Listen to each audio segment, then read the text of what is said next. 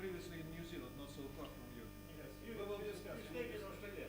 Have you lectured in Australia? Yes. A couple of years.